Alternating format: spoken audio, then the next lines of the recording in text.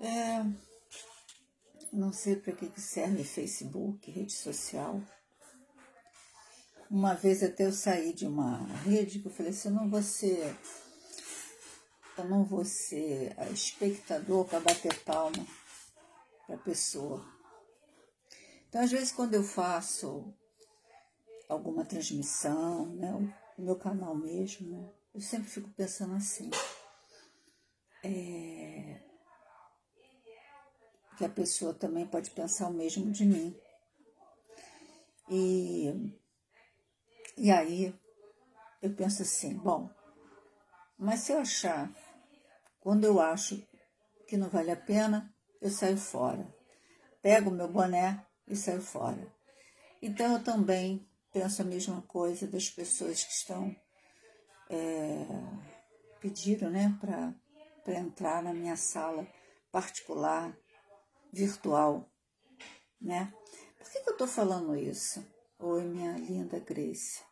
A conversa da sua tia, agora, né? Da sua tia, da sua amiga, não vai ser boa, sabe, Grace? E é interessante você entrar, porque você foi minha aluna. E hoje você é mãe, né? Esposa, mãe, e é o melhor para sua filha, né? E eu vivi, quando eu não queria ser professora, eu sempre falei isso, né? Mas quando eu pensei em ser professora, eu pensei o que as professoras, em que as professoras que eu tive colaboraram para a pessoa que eu sou, além da minha mãe, né? Qual foi a importância da educação na minha vida? Para hoje eu ter uma consciência política, um senso crítico, pensar sempre não só em mim, mas no outro. Eu tô aqui, eu já até desabafei com meu marido, mas não foi suficiente. Eu estou acompanhando a apuração e eu estou vendo que a maioria dos bolsonaristas estão ganhando. A Damares, que forjou certificado, né, dizendo que tinha mestrado, nunca teve, né? Mestrado em sei lá, mas não tem, né? Não tem nem título universitário, não tem nem curso superior. E agora ela é senadora. Senadora. O que eu tô vendo, só falta agora o chefe do inferno vencer. O chefe do inferno vencer. Por que eu falo inferno? Eu até, numa das lives, eu falei assim, olha, Bolsonaro, ele é um bom governante. Ele é um bom governante para um segmento da população. É a mesma coisa quando você dirige uma escola. Você pode dirigir uma escola com total excelência, primar pelos interesses daqueles alunos, daqueles professores, daqueles profissionais, mas não significa que aquela escola será de excelência para toda uma cidade. Um governante de um país, né, que preside, que representa uma população inteira, não pode privilegiar um segmento e querer excluir os outros. Isso não é governar. Isso não é ser um bom governante. Por isso que a gente chama ele. Quem não é bolsonarista, né, execra. Não é porque ele é feio, não é porque... Não. Por que que Bolsonaro, e nesse momento eu digo, é odiando? Porque ele odeia outras parcelas da população. Ele não é governante de um país. Isso não é governar um país. Não é. Eu que lutei a minha vida toda, quando me tornei cientista social, professora, lutei em defesa da diversidade.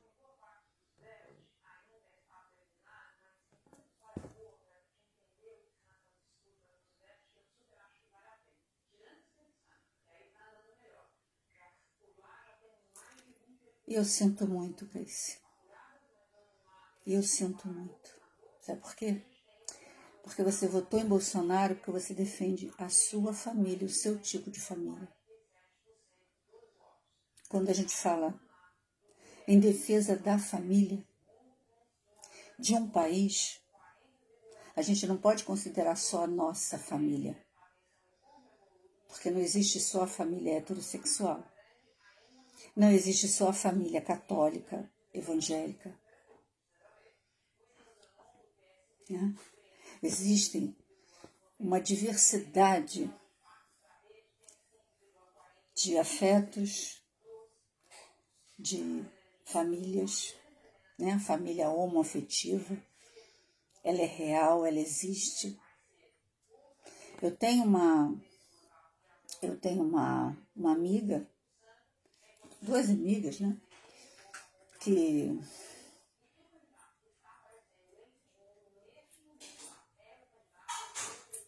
então,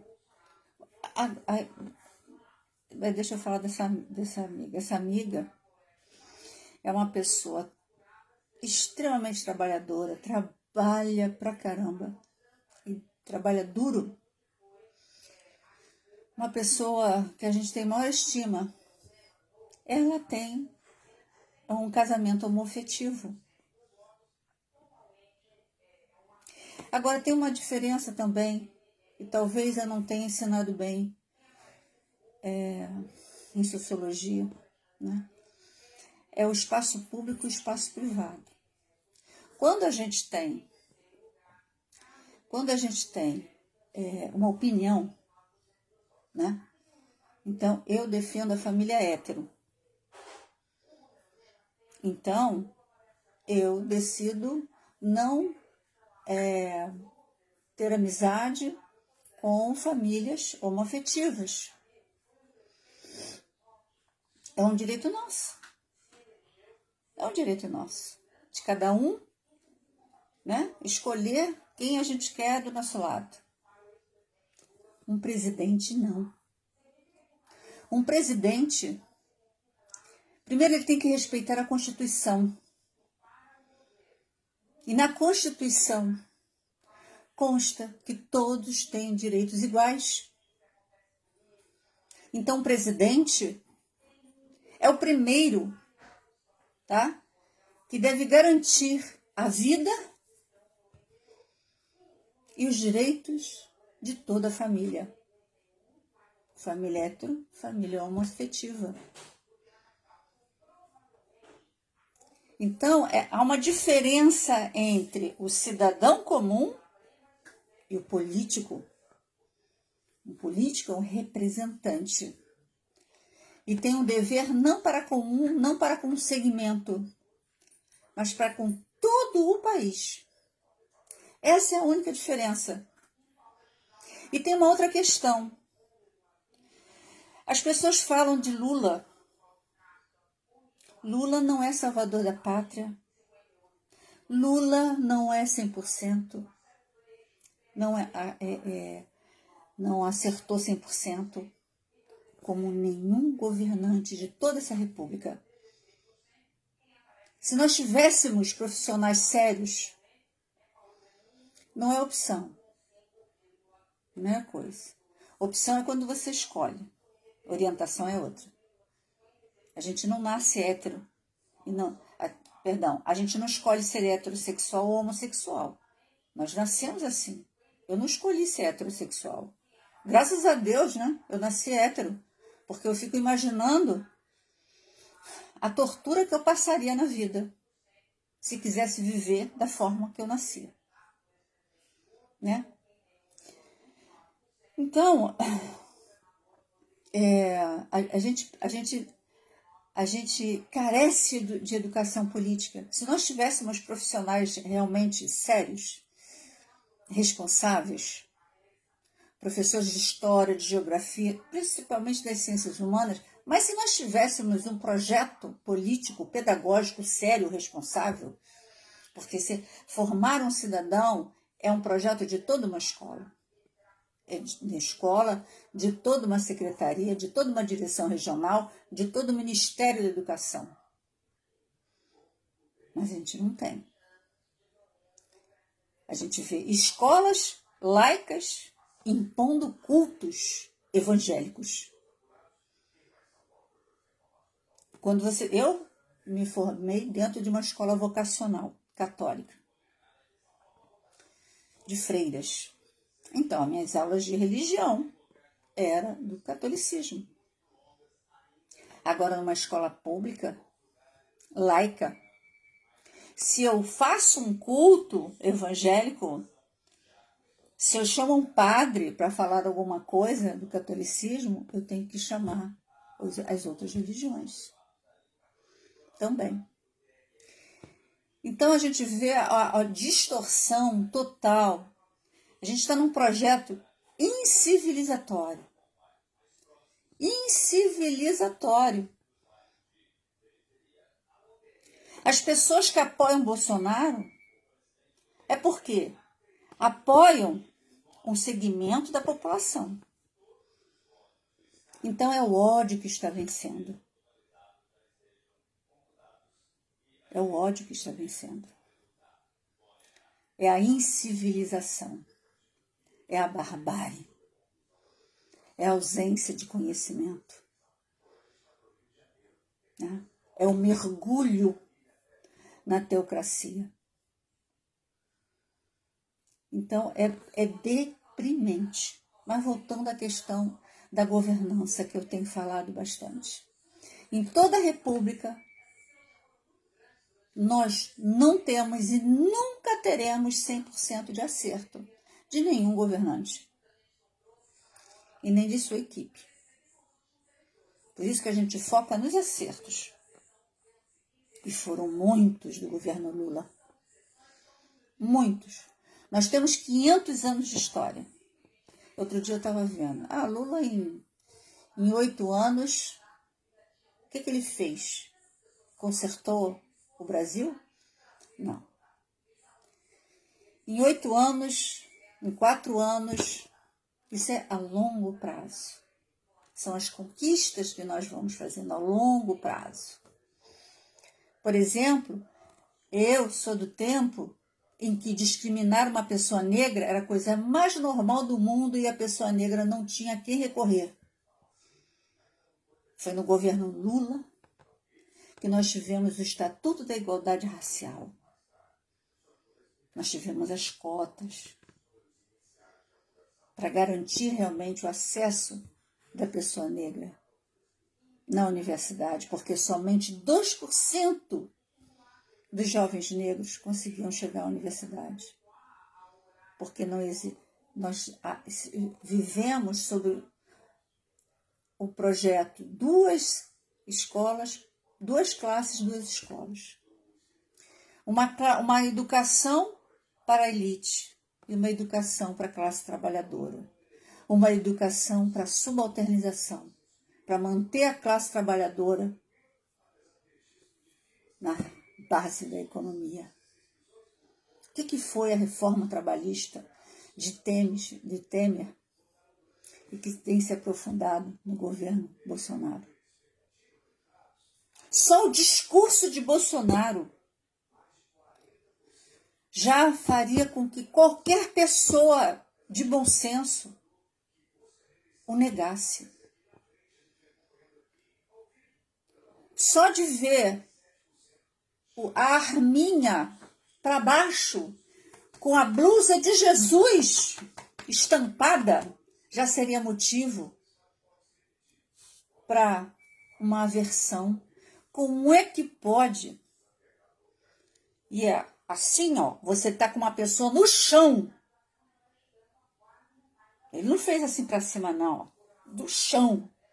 Entende-se que tem uma pessoa ali já caída no chão. Essa foto é icônica. Tá lá. Jesus.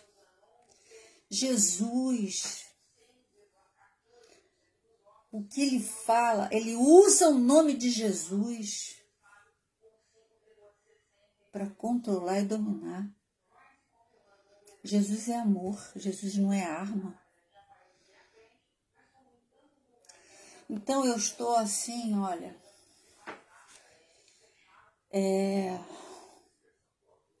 realmente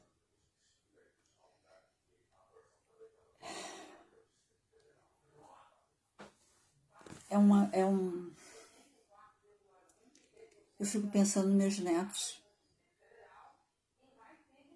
que sociedade eles vão ter pela frente, né? Que sociedade. O domínio de pessoas que não respeitam as outras, né? Enfim, é isso.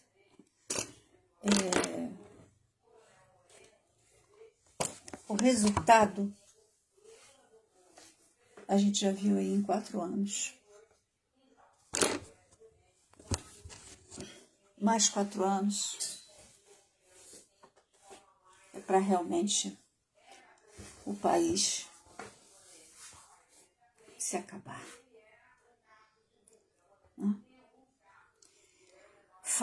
Eu acho que faltam profissionais, porque são poucos, são poucos quem se debruça a tentar sintetizar, e é difícil, né? Por exemplo, os cortes na universidade pública. O que significa isso? Né? Os cortes nas bolsas de pesquisa. O processo de privatização das escolas públicas.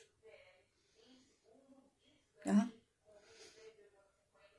Enfim, uma série de coisas que eu acho que nesse momento, sim, em 4 anos, enfim, eu votei no Lula. Sabe por quê? Não é porque o Lula não é perfeito, Lula é apenas um ser humano. Mas o que ele fez em toda a trajetória dele, ele teve mais acertos do que erros. E esses erros são corrigíveis. Agora, os erros de Bolsonaro, não.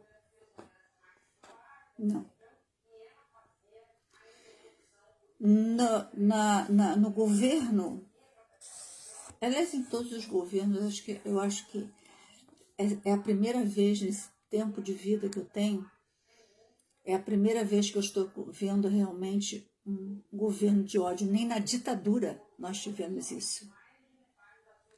A sociedade se uniu contra o ódio, se uniu contra a injustiça, né?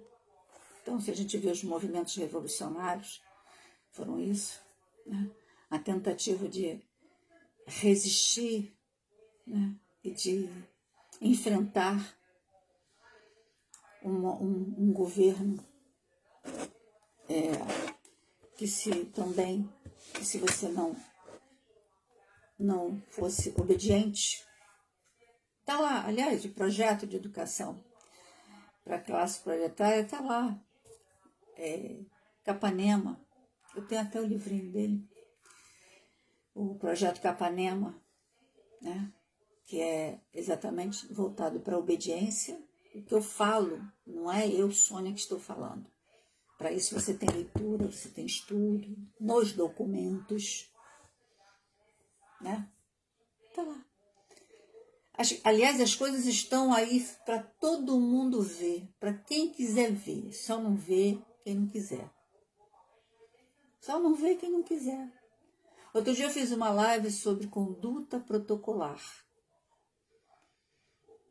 No século XIX, havia, Dom Pedro II tinha uma preocupação imensa, e todos os seus políticos da época tinham uma preocupação imensa em melhorar a imagem do Brasil.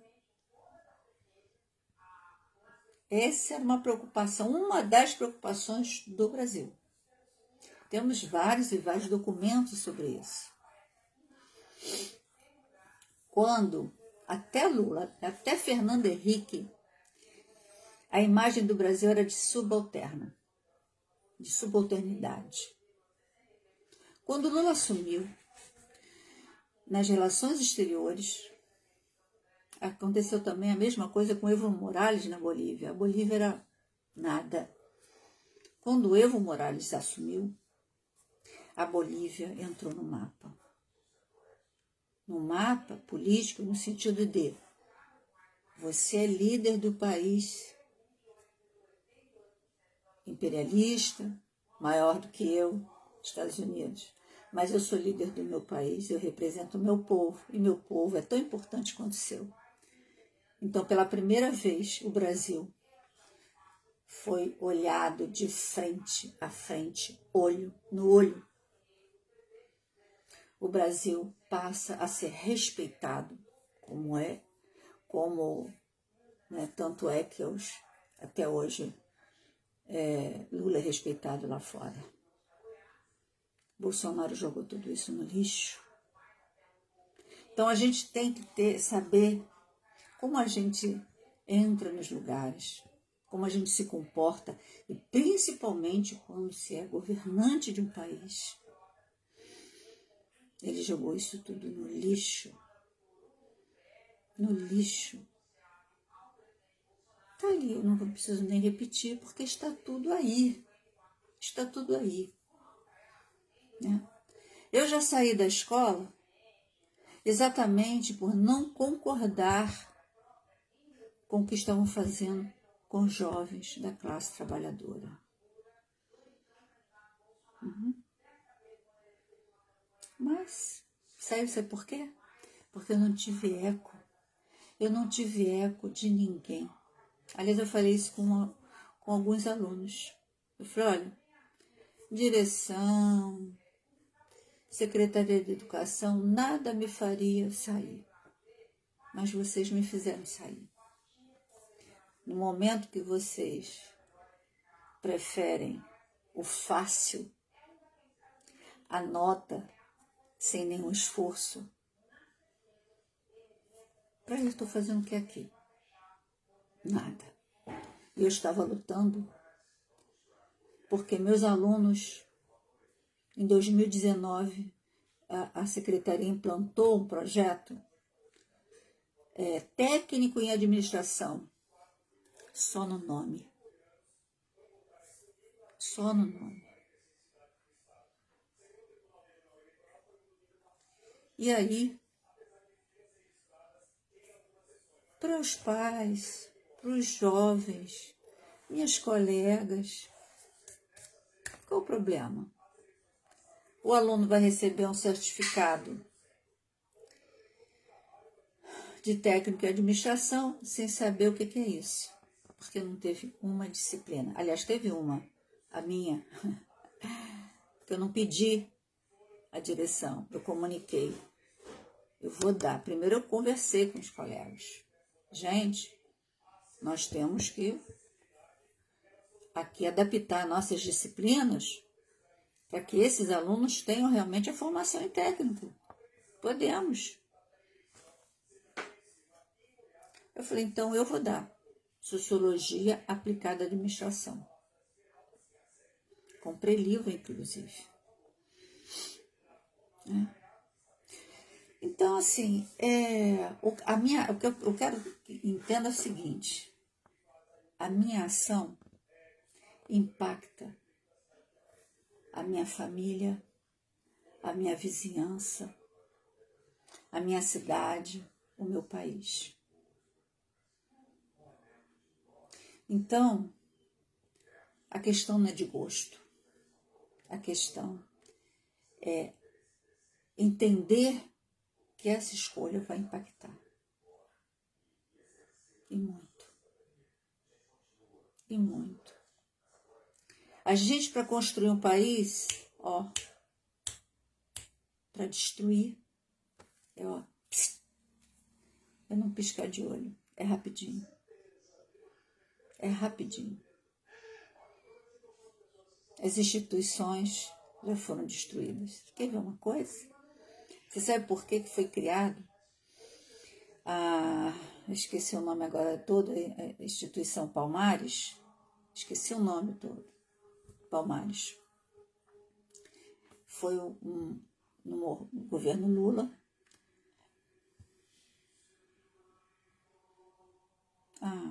Obrigada, Caio.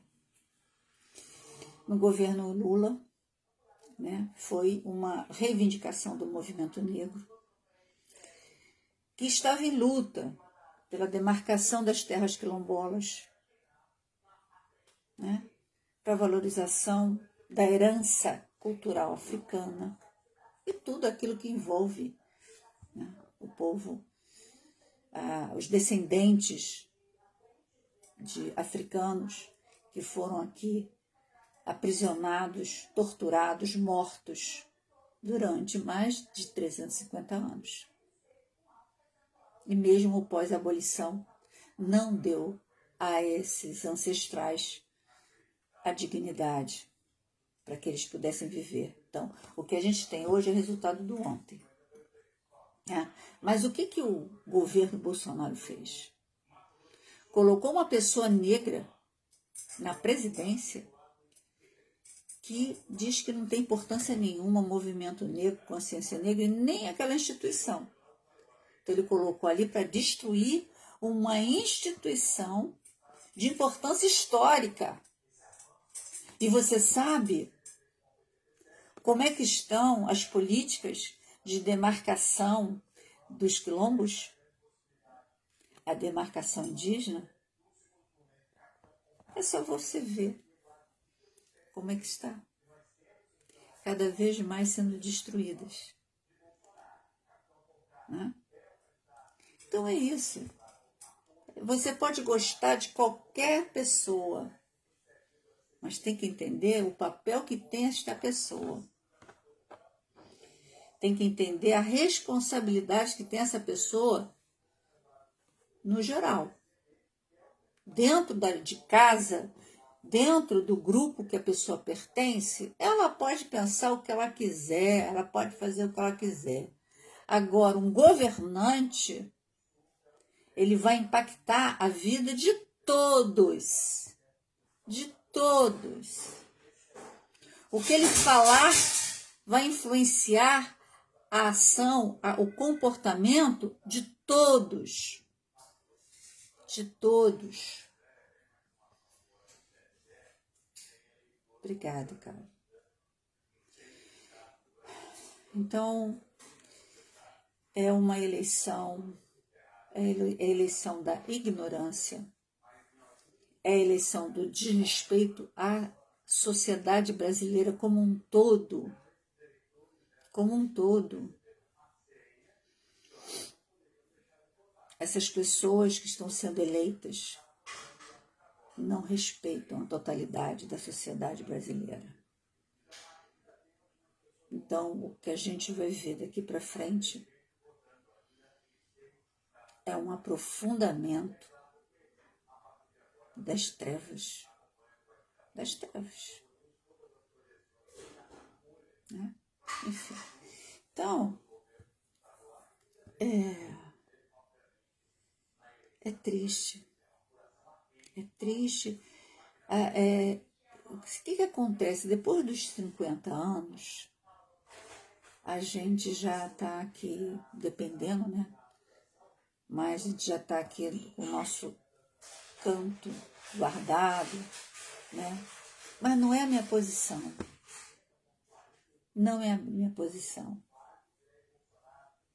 Eu faço a defesa de todos.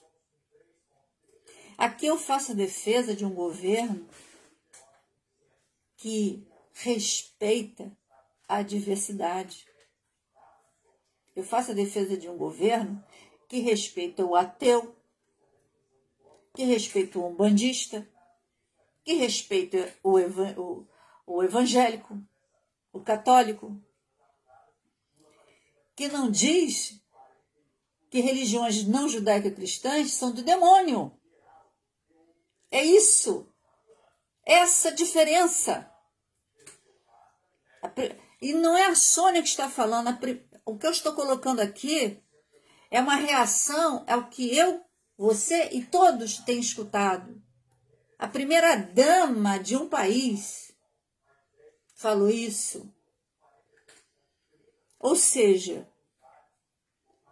ela só respeita uma parcela da população. E ainda desrespeita uma população historicamente explorada, torturada, morta, que até hoje não tem seus direitos garantidos. Então, é lamentável. Por quê? Eu vou ter que conviver com pessoas que têm a caneta na mão, tá? Essas pessoas têm a caneta na mão para fazer as coisas, né? Para desfazer direitos, para desfazer todas as conquistas científicas, desmontar universidades públicas, educação pública, saúde pública, né? Para acabar com a floresta amazônica, que é isso que está acontecendo. Então eu já estou velhinha, fico pensando nos meus netos, que não têm 11 anos ainda, uma geração. Fico pensando nos meus filhos, que estão aí, ainda começando a viver. Fico pensando em cada um de vocês, que sempre foi minha preocupação. Sempre foi minha preocupação. Então dói demais. Dói demais. Mas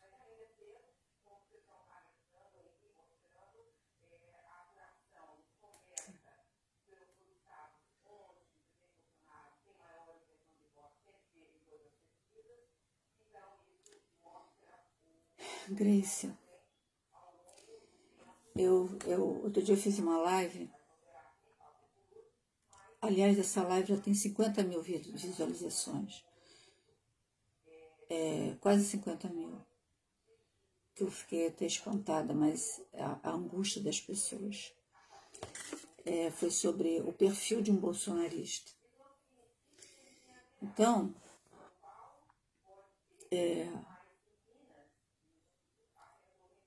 eu esqueci o que eu ia falar.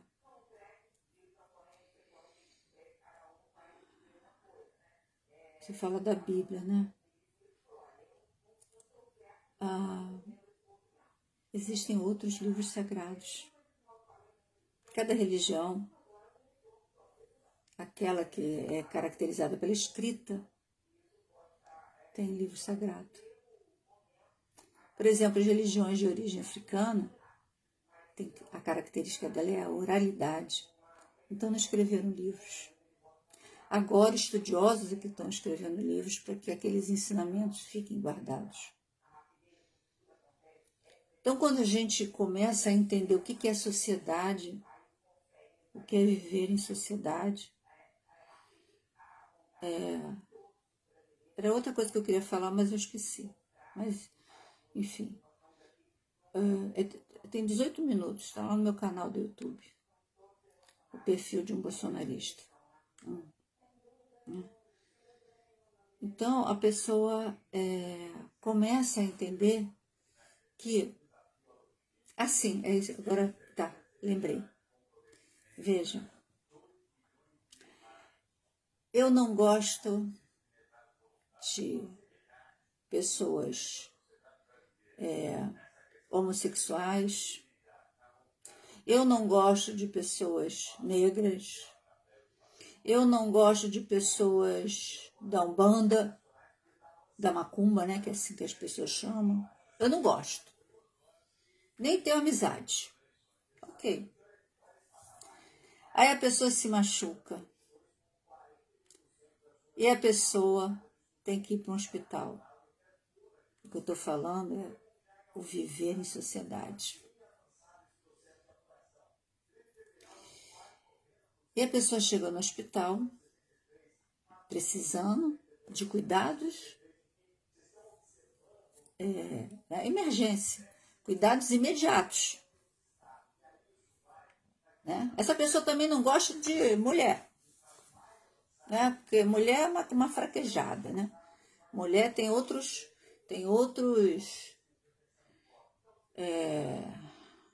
não é para pensar, né? Tem outras coisas para ela fazer. Então, só que para cuidar desta pessoa é uma mulher negra, umbandista e homossexual. Mas não está escrito, né? No máximo você tem no crachá. Minha mãe foi auxiliar de enfermagem, a maioria das amigas dela eram negras, né? As minhas tias do coração, né? Então a maioria das pessoas, né? Era muito engraçado. Os médicos eram brancos. Olha que interessante. Os médicos, a maioria eram homens e brancos, isso há 50 anos atrás. Tá aí, gente, pra gente ver. É só a gente parar e ver. Porque a luta, né? Então a maioria de médicos eram homens brancos. A maioria. Ah, minha linda, minha lindinha. A maioria das enfermeiras, das auxiliares, principalmente auxiliares, que era ensino fundamental, eram negras. Por que será, hein? Quem podia fazer medicina há 50 anos atrás e até hoje, né? Então, o caminho da pessoa negra era ser doméstica. O caminho melhorzinho para ter um salário melhor era entrar na área da saúde. Então, eu falo de vivência. É bom a gente envelhecer, né? Porque algumas coisas a gente já, né, pode falar. Não ficar aqui imaginando coisa, não gosto disso. É bom trabalhar com fatos, né? E aí a pessoa começa a ser cuidada, e aí ela, durante o processo, está lá na maca e tal, aí chega a esposa da médica que está cuidando dela, é uma pessoa negra, mas aí vai fazer o quê? Não tem outra, né? Mas aí vem a esposa, passou lá para dar um abraço, né? E aí essa pessoa que está sendo cuidado, né, vai percebendo que tudo isso que ela odeia está naquela médica. A médica que está salvando a sua vida. Vai fazer o quê? Vai levantar da maca e sair correndo? Então até eu falei, eu fiz uma provocação nesse vídeo de 18 minutos dizendo, realmente essas pessoas bolsonaristas, elas devem ter plano de saúde, elas devem todos estudarem em escola particular, porque aí, ou em casa, né? Porque aí elas podem escolher o tipo de pessoas que elas vão, né, lidar, né? O plano de saúde também tem que ser hospitais em que tenha pessoas ali dentro daquele quadrado, né? Mas não é assim, né, gente? Não é. Então, Viver em sociedade é viver na e com a diversidade. E volto a dizer, todo governante tem por dever, primeiro, respeitar e seguir a Constituição. Primeira coisa. E ali diz tudo isso. Reza direito. O que é a Constituição? É igual a Bíblia na religião, onde você se orienta ali pela Bíblia. Né? E a Constituição, você se orienta ali. No espaço público, você se orienta ali dos seus deveres, seus direitos. Todo mundo tinha que ter em casa a Constituição para se guiar. O primeiro é o presidente. Então, o presidente que falou nesses 4 anos e fala, né? Nesses 4 anos o que ele faz, né? Sinto muito. Eu sinto por mim, né? Por mim, pelas pessoas, né? Que têm netos, que ainda vão, né? Vão aí. Que sociedade é essa que eles vão pegar? Que sociedade é essa que eles vão pegar? É tenebroso. É tenebroso. E dizer que o Lula é ladrão, que o Lula... Peraí, eu não conheço o Lula pessoalmente. Eu não posso botar mão, nem boto, minha profissão até não me permite tomar partido. Então, o que eu faço é, vamos analisar o que foi feito nesses 8 anos. Os acertos e os erros. Vou contar uma historinha para terminar.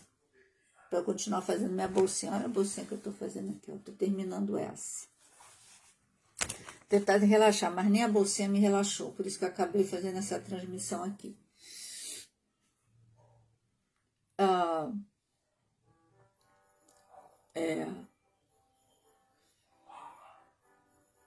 Não é? Ó. Bolsinha básica. Dá um tempinho aqui para relaxar um pouquinho. Aqui você bota o dinheiro. Aqui você bota o celular. Porque a gente tem que manter o glamour, até para ir na farmácia ali na esquina, né? Que é uma bolsinha pequena, não é uma bolsa para você botar tudo, né? No máximo você bota aqui um óculosinho, né? Uma chave, um cartãozinho aqui, um dinheirinho. Agora eu vou fazer alcinho, ó. Agora eu tô tentando ver se eu me cadastro como artesã. Sempre gostei desse negócio de costura criativa, né? Então, é uma forma que eu tenho de relaxar um pouco a mente diante de tanta coisa que eu tô vendo e eu preciso, trabalho com isso, né? Mas o que eu tava falando, gente, ó? Me perdi de novo. Assim, na questão eu tenho uma prima que eu amo muito, ela é uma redução da agropecuária, então eles são bolsonaristas. E o que acontece? Você tem o agronegócio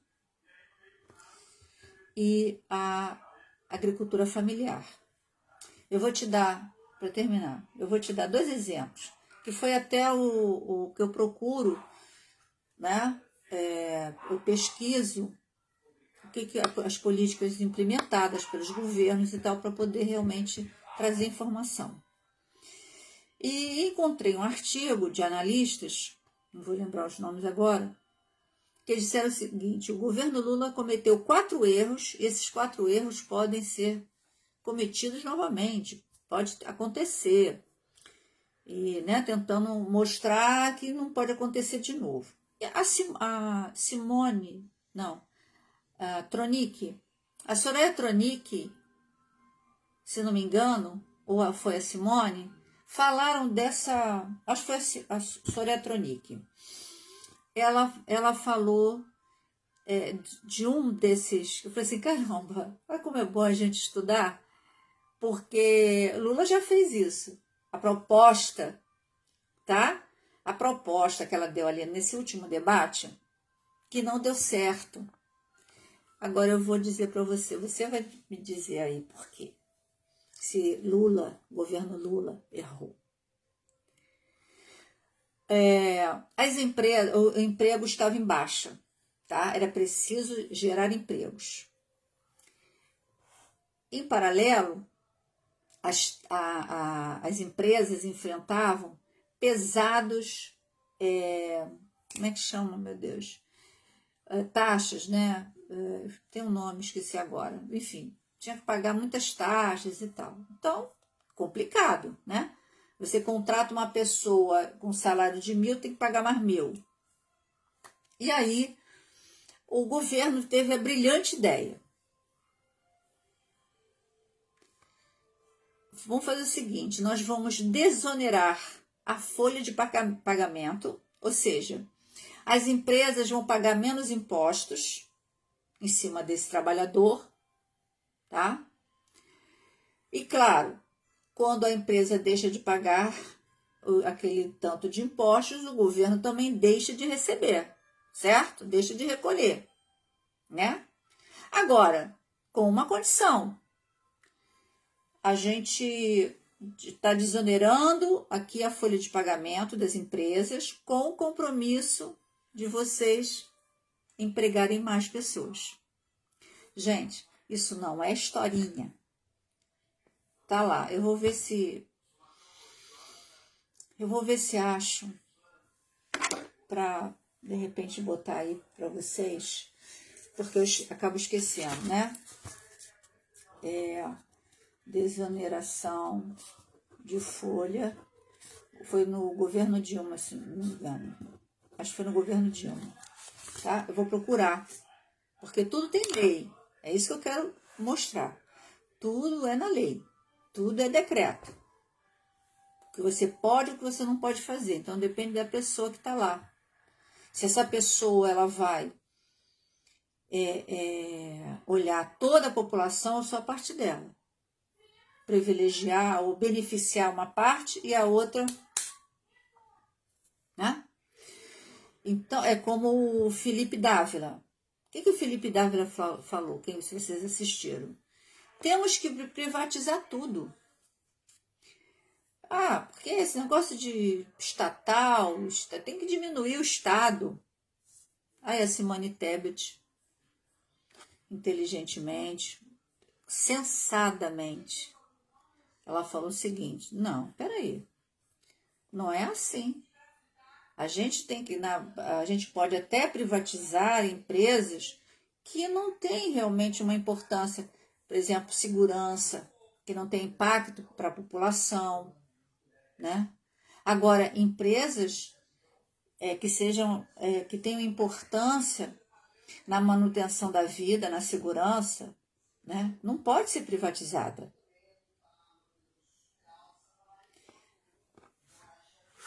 Mas, para Felipe Dávila, que é um dos representantes do neoliberalismo, para isso as aulas de história, de sociologia, né? Para a gente entender esses conceitos, essas coisas, porque eles são postos em prática, né? E dependendo do ser humano, a pessoa pode usar, como ela falou, ela também é liberal. Mas se você tem um bom senso e as pessoas que estão com você, você vai equilibrar a coisa, né? Vai equilibrar. Vamos ver, essa empresa aqui está dando gasto desnecessário, prejuízo, né?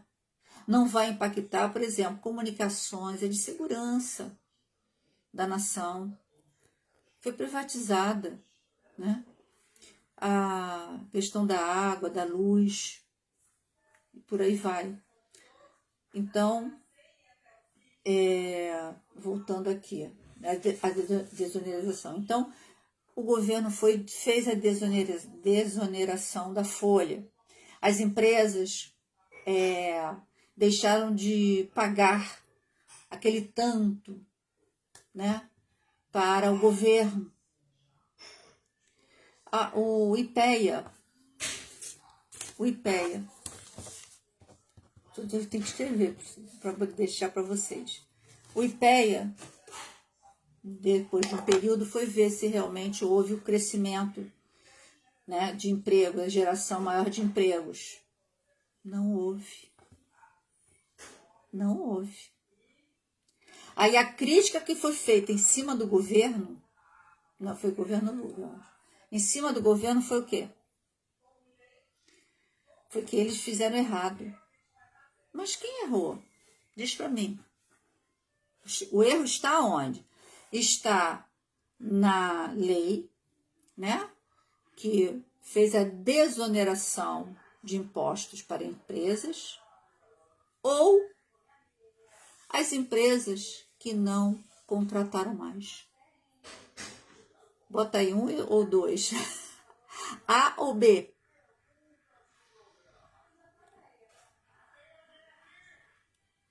Vou te dar uma segunda para a gente terminar.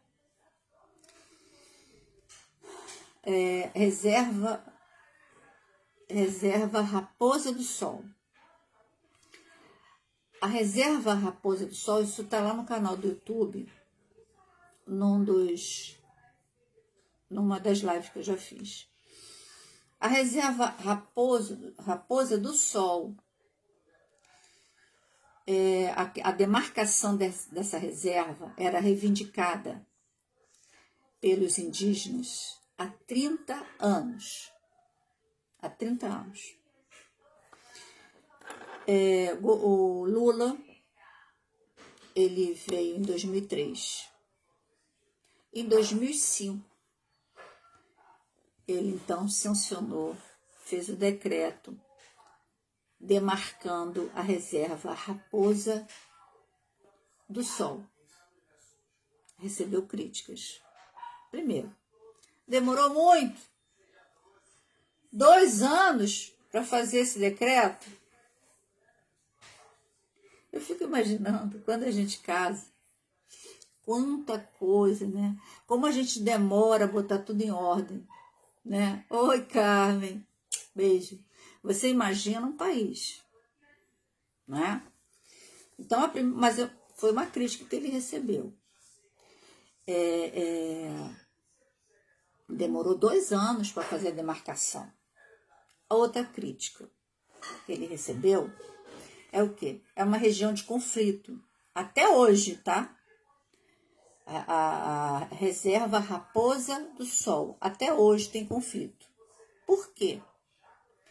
Quando o Lula foi fazer a demarcação das terras, ele encontrou o que ali? Qual foi a situação? Vamos lá, primeiro a gente tem que fazer... Existe não sei se é bem o nome, mas vamos dizer que eu trabalhei com isso, RIMA, que é Relatório de Impacto do Meio Ambiente. Mas qualquer coisa que você vai fazer, primeiro você tem que fazer um diagnóstico. Você vai tomar ciência, né? Ele assumiu, tem que tomar ciência do que estava acontecendo. Ora, naquela região tinha várias fazendas já, uma delas, que é do Quarteiro. O tamanho da fazenda dele é o tamanho em Natal, de uma cidade de Natal. É imenso, é como se fosse uma pequena cidade, tá? É muito grande. Ele é do agronegócio, tá?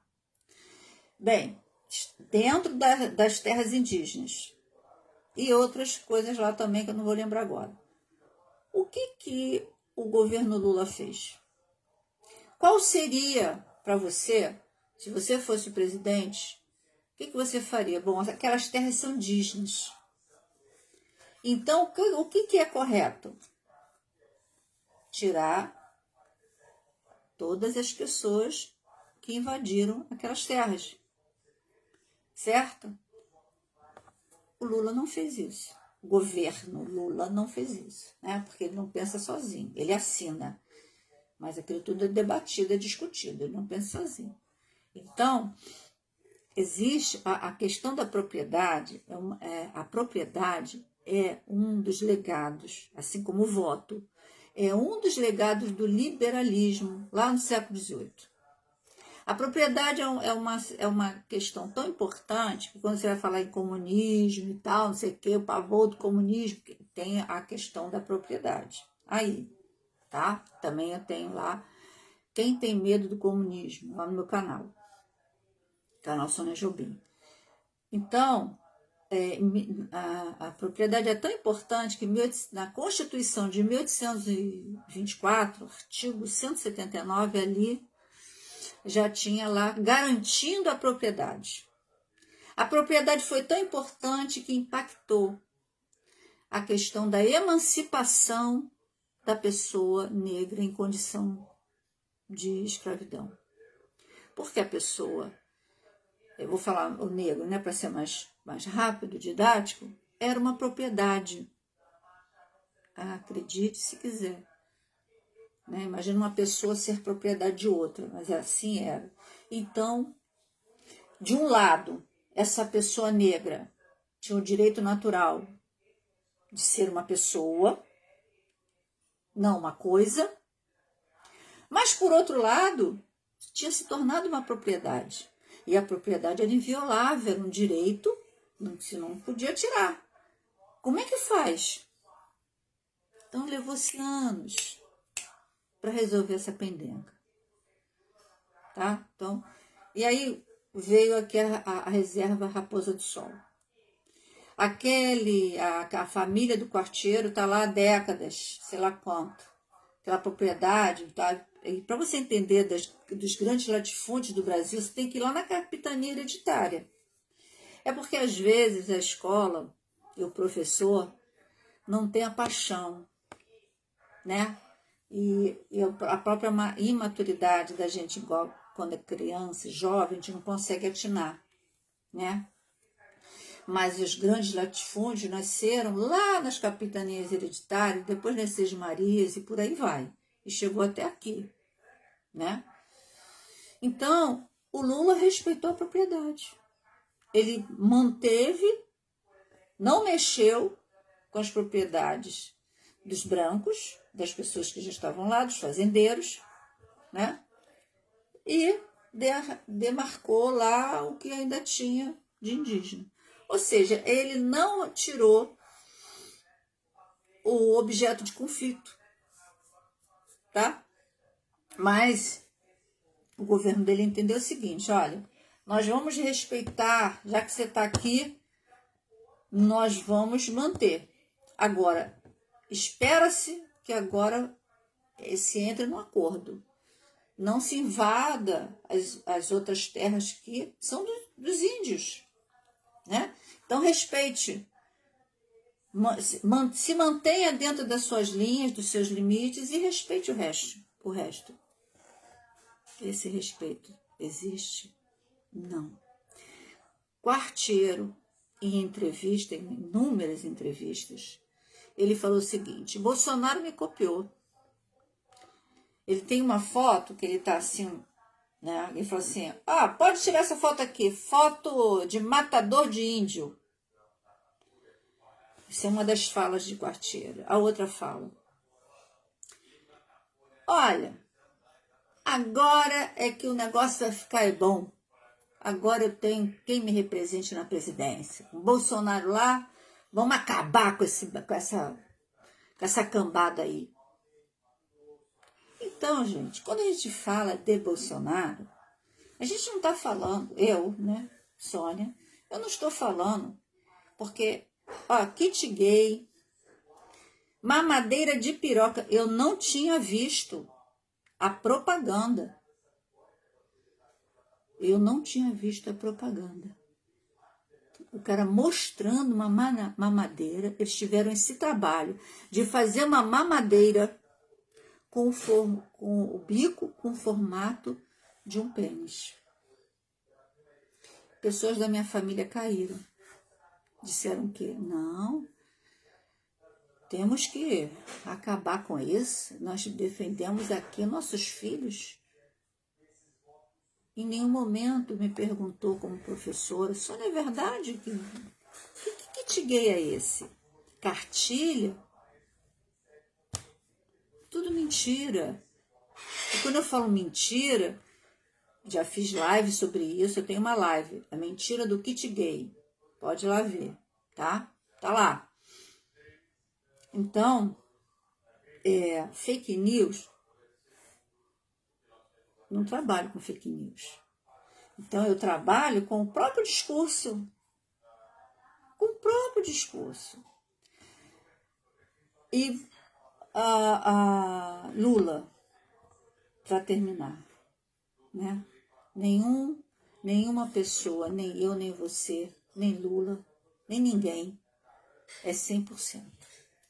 Vai falhar. Ainda mais num governo que você tem zilhões de pessoas. Quantos ministérios nós temos? Nem sei mais, né? Se você reúne o conjunto de ministros ali, cada um tem uma cabeça, né? O que se espera é a boa escolha, e quando se fala boa escolha, é pessoas realmente qualificadas, né? Que, por exemplo, Celso Amorim, esqueci agora, Celso Amorim foi embaixador, Sônia. Celso Amorim, uma pessoa extremamente qualificada, que tem a exata noção do que é representar um país, né? Tem a responsabilidade. Então, boa escolha. Então, você pegar ministros, pessoas que tenham um mínimo de qualificação, né? Formação, porque eu sou socióloga, eu não posso querer resolver e entender alguma coisa de mecânica. Eu posso até entender de mecânica, mas eu vou precisar estudar para isso. Agora, se eu sou militar, um general, vou ser ministro da saúde, então é só uma questão de análise da governança. É a gente analisar por que essa pessoa está ali. Ela tem competência, ela tem qualificação, está qualificada para isso? Não é? Então, nesses 4 anos, foram atrocidades em cima de atrocidades. Né? A gente tem agenda histórica. A agenda histórica é garantir os direitos das mulheres, das pessoas negras, das pessoas indígenas, das classes C, D e E. E quando ele fala, eu governo para todos, mas minha prioridade é a classe trabalhadora. Por quê? Porque é a classe que ainda não alcançou um mínimo de garantias constitucionais. Então, eu tenho que melhorar a educação, a saúde, eu tenho que tentar repartir. E mesmo assim, as pessoas falam assim, ele errou na economia porque ele manteve a mesma política econômica do Fernando Henrique. Eu não acho que é erro. Porque a gente, para fazer a mudança, você negocia aqui e modifica ali. Você tem que unir, chegar ao mínimo de acordo. Quer ver uma coisa? Que as pessoas, parte da esquerda, né, torceu o nariz. Eu não conheço Alckmin. Não pesquisei. Mas o que significa Alckmin e José de Alencar, que foi o primeiro vice-presidente dele? José de Alencar, ele representou, assim como Alckmin, a burguesia. O que eu falo? Burguesia é o quê? É aquele que emprega, tá? É aquele que emprega. É o banqueiro, é o empresário, né? É o que emprega. O Lula é aquele que trabalha, é a classe trabalhadora. Nossa sociedade é formada disso aqui, dessa união. Não podemos ter ditadura de proletariado, nem ditadura da burguesia. Isso não existe. Existe sociedade. Então, um governante, ele tem que pensar no agronegócio, como ele tem que pensar na agricultura familiar. E por aí vai. Então, enquanto a gente não tiver uma educação política para entender o que é viver em sociedade, o que é viver com e na diversidade, nós vamos ter uma coisa pavorosa como essa, que agora, nesse momento, está representando milhões de pessoas cheias de ódio, de violência. A violência contra a mulher foi legitimada, o racismo foi legitimado, a violência contra as pessoas LGBT foi legitimada. Porque agora tem representante lá no Planalto há 4 anos. Entendeu a diferença? Essa é a diferença. Quando você não tem quem te legitima, você diminui, baixa a bola. Mas, por exemplo, o arteiro já pode matar índio à vontade, porque tem quem o legitime. É isso, gente. É isso. Acho que não tem mais o que falar, não. É aguardar agora o resultado e pedir muito a Deus proteção. Muito a Deus. Porque Bolsonaro apenas representa, ele é mas representa milhões de pessoas, familiares, vizinhos, colegas de trabalho. Você também, meu amor. Você sabe que eu te amo. Por exemplo, a tua mãe, trabalhadora pra caramba, uma guerreira. Né? Então,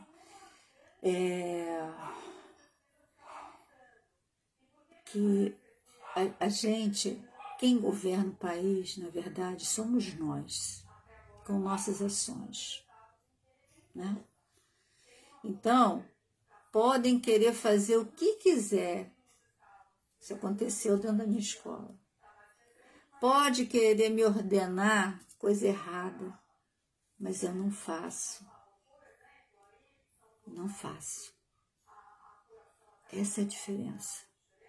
Enquanto o cidadão não resistir, enquanto o cidadão não se der conta de que o que significa um representante no governo, o poder da caneta que ele tem, toda a população vai sofrer. É isso, gente. Fica com meu carinho. Fiquem com meu carinho. Caio, Grace, Linda, Carmen, minha querida amiga. E